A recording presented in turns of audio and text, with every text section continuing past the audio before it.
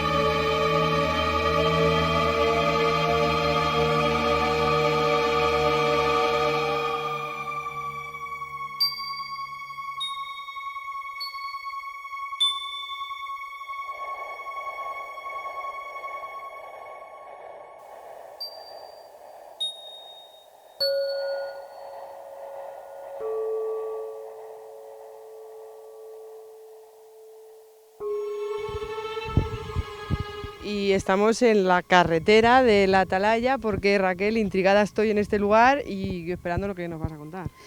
Bueno, que como dijimos, leyenda y misterio, también hay leyenda. Hay una leyenda, bueno, no sabemos nunca qué delgada es esa línea entre la fantasía y la realidad, esa cosita que tienen las leyendas siempre que no sabemos cuánto tienen de verdad. Y en este caso se habla de una dama de la curva, o la dama vestida de blanco. Hay un testimonio de unos chicos que vinieron en una noche de verano en moto. Bueno, venía el chico conduciendo y otro compañero en el asiento, justo en el mismo asiento, pero detrás. Y en un momento dado se les cruzó lo que ellos describieron como una figura femenina, vestida de blanco, que parecía tener como solo una imagen como un poco velada y tenía solo un camisón puesto. Y lo que pasó es que ellos continuaron y ahí se quedó en esa aparición. Luego hay otros testimonios y hay 3 hipótesis además acerca de... ¿Y quién puede ser? Claro, ¿quién puede ser esa dama de la curva?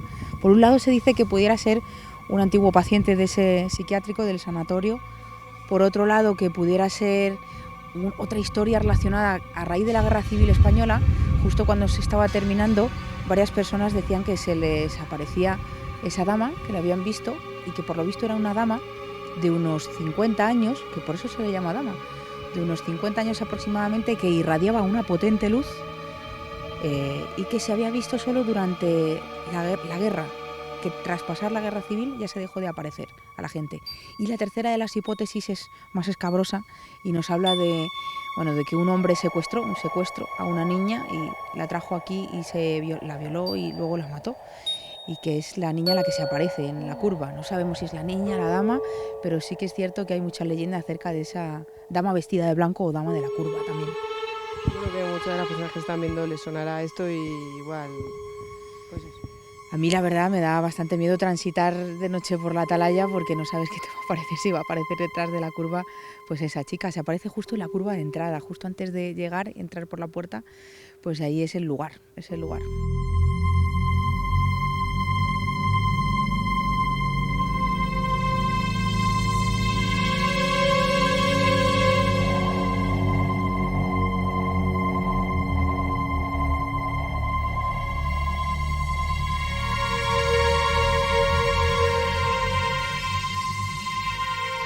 Saliendo de estas leyendas y misterios de la Atalaya, hay que destacar la biodiversidad que existe aquí, ¿no?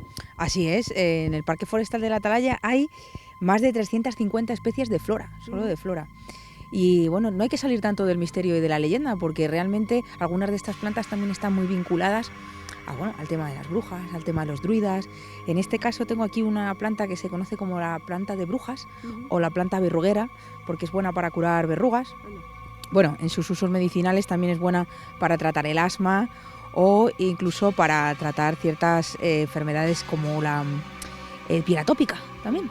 Además es muy curioso, quiero contar esta curiosidad porque me sorprendió mucho al descubrirlo, y es que las golondrinas la cogen y le frotan a sus crías en los ojos para que los abran, porque tiene un cierto componente como el látex, y entonces les ayuda a esas crías a abrir los ojos, la llamada planta de brujas también.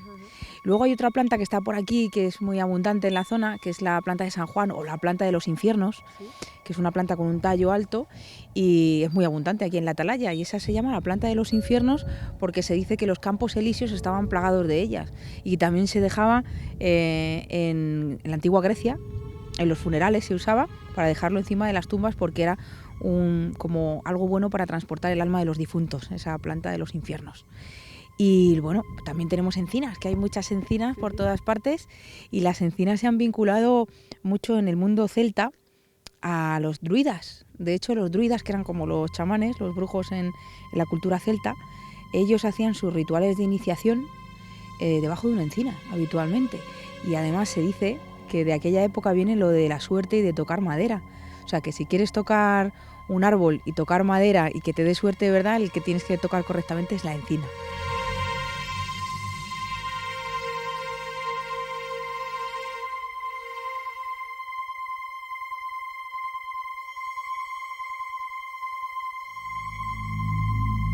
Esta pequeña capilla o ermita, según se vea o se llame, que existe subiendo hacia las antenas de la Atalaya, quizá mucha gente le haya llamado la atención y otros ni les haya pasado desapercibido. Puede pasar desapercibida, pero bueno, la mayoría de la gente sí que se fija.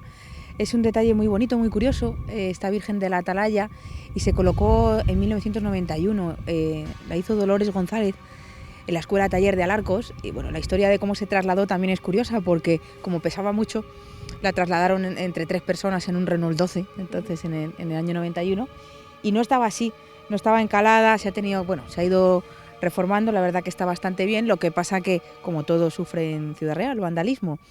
Pero aquí en este rinconcito de la Virgen aprovecho para hablar de una tradición que es muy desconocida, que hubo en Ciudad Real y ya se ha perdido, que se llamaba el Día del Ángel. Subía todo el mundo aquí a la Atalaya el día 1 de marzo y se celebraba, era una tradición que realmente procedía de los romanos, o sea que era una tradición pagana. Lo que pasa con muchas tradiciones paganas que se van a transformar luego al cristianismo bajo otro nombre, pero era una tradición que se decía venir a atar el diablo.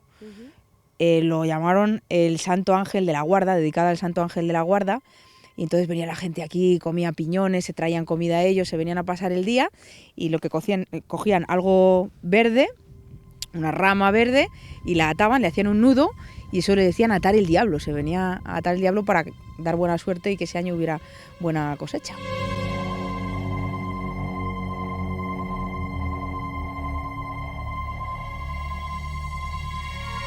Nos encontramos ahora sí en el punto más alto de Ciudad Real, en las antenas conocidas en Ciudad Real así, y en una parte que aquí sí que da un poquito de respeto a este sitio, ¿no? Sí, desde luego, como dijimos al principio, este es el momento de hablar de la tragedia y de los hechos reales, porque hemos hablado de leyenda y otros sucesos que no se sabe si son realidad, pero en este caso sí, y esta tragedia que tenemos aquí, este monumento que nos recuerda aquella fatídica noche de abril de los años 80, que una pareja de jóvenes se encontraba aquí y bueno, pues llegó un policía y les mató. Con mucho respeto a las familias de ambos, sí quiero tocar el tema, pero es algo que todavía no se ha resuelto ni se sabe muy bien por qué pasó. A las 5 de la madrugada llegaron aquí la policía y se encontraron un Citroën Visa rojo, matrícula de Ciudad Real, a esa pareja, 2 chicos jóvenes de 20, 21 o 19 años, y bueno, pues tenían varios disparos. Ella creo que tenía 4 o 5 y él tenía 2 disparos, uno en el ojo y otro en el cuello, y ella en la mano, en la muñeca y en el pecho tenía varios, seguramente de taparse. Y bueno, el hombre que los va a matar pues era un policía de 33 años, se encontró su coche un poquito más abajo, La gente venía de paisano, sí que usó su pistola reglamentaria. Hay algo extraño porque se encontró una nota que él le había dejado a su suegra pidiéndole que fuera a recoger a su mujer y a sus hijas. Él tenía 2 hijas pequeñas, el policía, y venían de Badajoz ese día y solo le dejó esa nota. No se sabe porque se especuló primeramente que fue con que pudiera ser un crimen pasional. Sin embargo, pues las familias de ellos afirmaron que no se conocían de nada, que el policía no conocía a esa chica, que no pudo ser un ataque de celos. Sin embargo, él se suicidó. Tras matarles, se encontró también el cuerpo en su coche, el de él, con un disparo en la sien derecha con orificio de salida en el otro lado. Y pues no se ha esclarecido, eso no se ha sabido, no se ha llegado a saber nunca. Se han especulado que él no estuviera bien, tampoco se le da mucho sentido porque no se sabe que él estuviera pasando por un mal proceso. Entonces también es un detalle aquí en la Atalaya pues muy complicado, ¿no? Y aquí en su memoria tenemos de María del Mar y de Alfredo este monumento a ellos.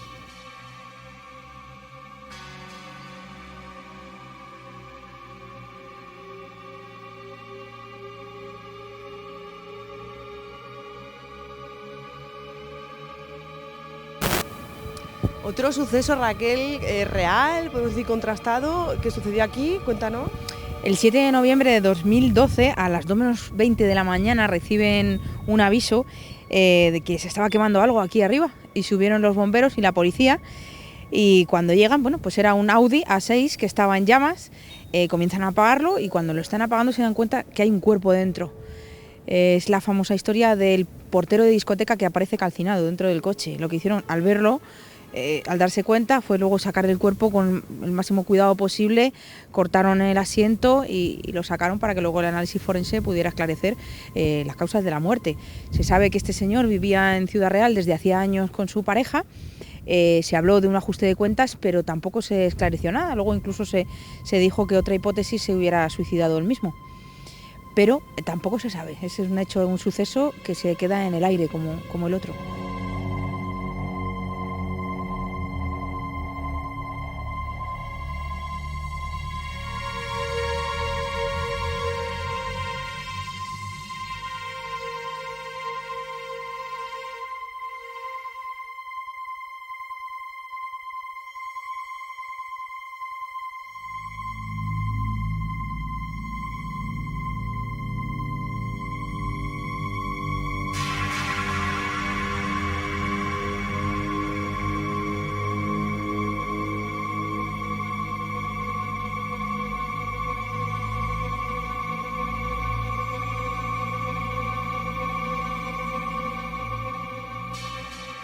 Bueno, Raquel, también se cuenta que desde este cielo, de este punto tan alto, se han visto cosas poco comunes.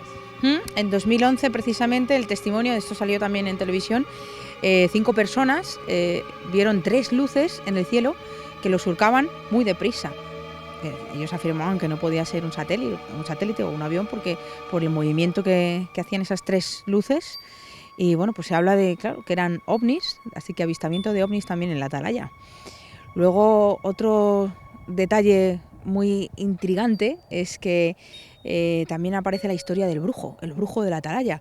Este señor, por lo visto, venía a las 8 de la mañana todos los días a enterrar botes de cristal, como si fueran botes de café, y contenían sal, y algunos de ellos tenían muñecos con alfileres clavados, y eso sí, nombres, esos tarros tenían nombres propios, con apellidos de personas reales. Y también tenían otras cosas metidas dentro orgánicas que pues ya no se describe mucho, pero que claro, la policía pues encontró entre 10 y 12 botes que había traído este señor, que los enterraba aquí en diversos puntos de la Atalaya, los iba enterrando y siempre venía a las 8 de la mañana, una especie de ritual. De hecho, la policía se sabe que después en su casa, registrando, encontró documentos de rituales satánicos, de este tipo de cosas. Y pues lo llaman, se le conoce como el brujo de la Atalaya.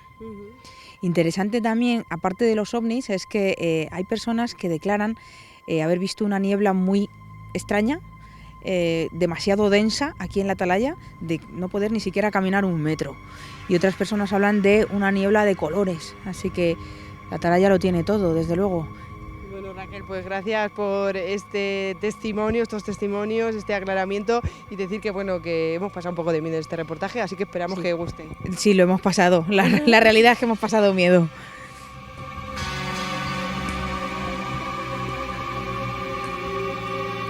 ¡Me dejáis sola! ¡Oye!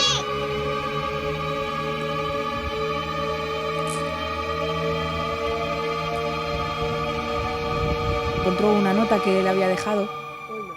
Ay. Una nota que él había dejado. Vale, luego lo volvemos a enganchar. Hay algo extraño.